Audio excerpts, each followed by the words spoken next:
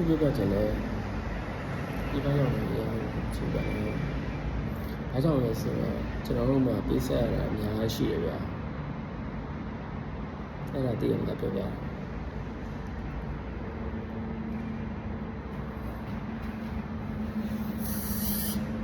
ာလို့ရှိရဲဆိုတော့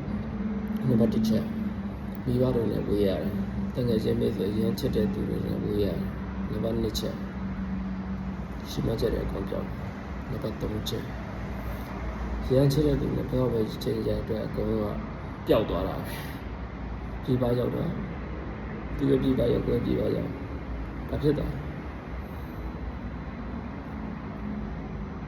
ပြတ်သွားတာပဲတောင်းချေရှင်မနဲ့ချက်တာပျောက်သွားတာပဲအဲ့လိုပဲခံစားတော့ဗျာပြီးတော့တယောက်တည်းနေတက်လာတာနံပါတ်3ပါတယ်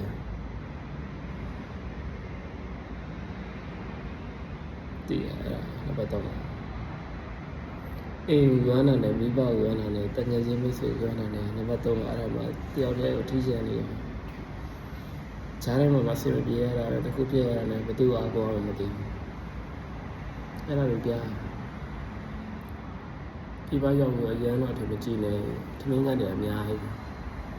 ဒါပေမဲ့အဲ့ဒီမှာတော့ထမင်းကတည်းကမှာတော့ကျွန်တော်ကထိတ်ဆုံးတော့ပဲဒ